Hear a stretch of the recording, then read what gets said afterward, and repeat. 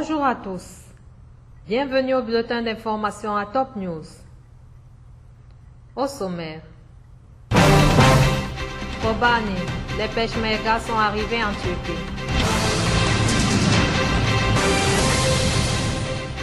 Présidentielle, la séance parlementaire reportée faute de quorum.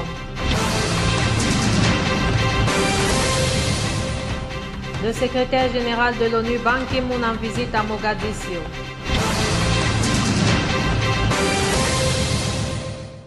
Mesdames et messieurs, voici les détails. Les premiers renforts de combattants kurdes irakiens à destination de la ville syrienne kurde de Kobane, assiégée par l'État Firis, ont atterri dans la nuit de mardi à mercredi à l'aéroport de Sanliurfa, a indiqué à l'AFP un responsable local turc. Ces combattants Peshmerga, dont le nombre n'a pas été précisé, ont aussitôt pris la route à bord de 3 bus pour la ville frontalière turco-syrienne distante d'une cinquantaine de kilomètres, escortés par 4 blindés de l'armée turque et un véhicule de police, a constaté une journaliste de l'AFP.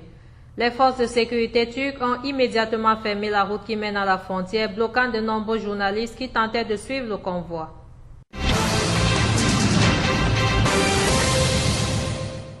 Outre le contingent qui a atterri à Sanliurfa, une autre colonne de Peshmerga irakiens est arrivée dans la nuit en Turquie par le poste frontière de Abu, à proximité de la ville de Silopi, a constaté un photographe de l'AFP. Ce convoi d'une quarantaine de véhicules chargés notamment d'armes lourdes a été accueilli par des centaines de personnes qui agitaient des drapeaux kurdes. Il devrait rejoindre par la route la ville frontalière turque de Surus, plus à l'ouest avant de passer en Syrie et de rejoindre Kobane. Des combattants de l'armée syrienne libre sont rentrés en Syrie depuis la Turquie dans la nuit de mardi à mercredi pour aller aider à la défense de Kobane face à l'organisation État islamique, a rapporté un responsable local turc. Selon ce responsable qui parlait sous couvert d'anonymat, environ 150 combattants de l'armée syrienne libre ont franchi la frontière dans la nuit au poste frontière de Mursipitina. L'Observatoire syrien des droits de l'homme a confirmé l'information, mais dit qu'il s'agissait de seulement 50 combattants.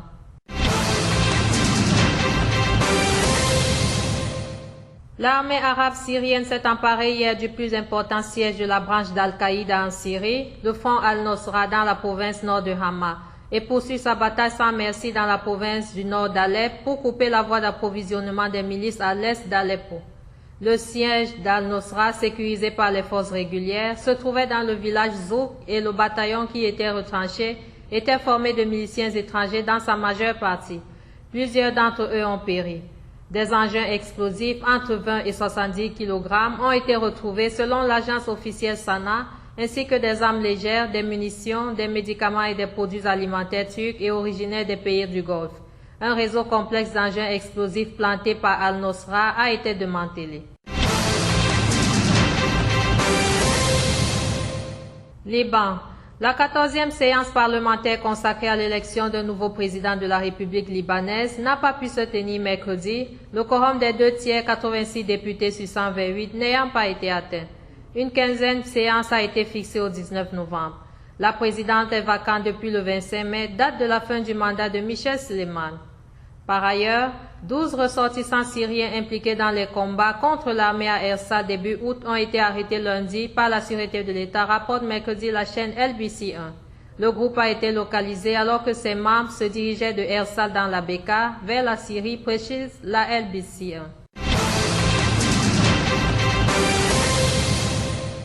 3 individus ayant participé au combat contre l'armée libanaise à Bananin, au Liban Nord, en fin de semaine dernière, se sont rendus à l'armée mercredi, rapporte l'institution militaire dans un communiqué. Nasser Mahmoud Al-Bassar, Azam Rached Taleb et Salah Mohamed Abdelhay se sont rendus alors que la troupe intensifie son déploiement et ses recherches d'éléments armés en fuite. Toujours au Liban, le syndicat des employés d'électricité du Liban a décrété 3 jours de grève du jeudi 30 octobre au 1er novembre, rapporte l'Agence nationale d'information. Cette grève vise à dénoncer l'impasse dans laquelle se trouve le dossier de l'amélioration des échelons inférieurs, précise l'ANI. Depuis plusieurs mois, l'Office fait face à une crise aiguë, notamment en raison du dossier des journaliers, qui réclament d'être tous inscrits au cadre de l'électricité du Liban.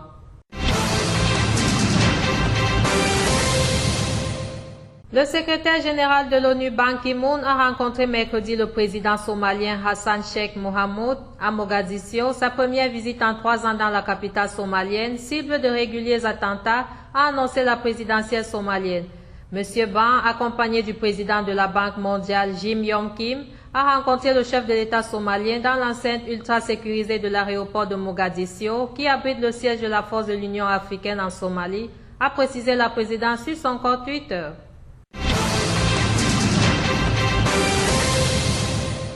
Autre titre. Des islamistes présumés lourdement armés ont tué plusieurs personnes et ont incendié un village dans le nord-est du Nigeria, a rapporté un responsable local mercredi. Les assaillants sont arrivés à bord de véhicules tout-terrain à Kukawa, à environ 180 km de Maiduguri, la capitale de l'état de Borno, lundi selon Modou Moussa, le responsable du village. Les hommes armés ont tué plusieurs personnes, surtout autour du marché, où les marchands vaquaient à leurs occupations, a expliqué M. Moussa à l'AFP. Ils ont brûlé l'ensemble du marché, le commissariat de police, les locaux de l'administration, des dizaines de véhicules et la plupart des maisons, notamment à l'aide de lance-roquettes, a-t-il poursuivi. Le chef de l'État nord-coréen Kim Jong-nam entame mercredi une visite de 4 jours en Ouganda pour renforcer la coopération des deux pays en matière de sécurité, a-t-on appris auprès de la présidence ougandaise. Au cours de sa visite, Kim Jong-nam, dont la fonction est largement honorifique dans le pays dirigé par Kim Jong-un, doit entretenir avec le président ougandais Yoweri Museveni de la façon de renforcer la relation bilatérale des deux pays, a indiqué Tamal Mirundi, porte-parole du président Museveni à l'AFP.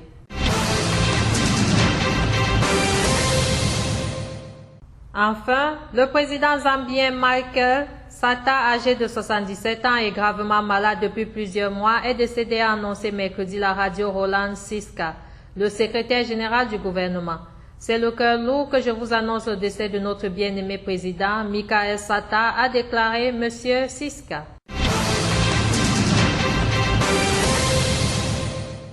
Merci à vous qui nous suivez de Beyrouth et partout ailleurs. Bulletin présenté par Anna Ekame.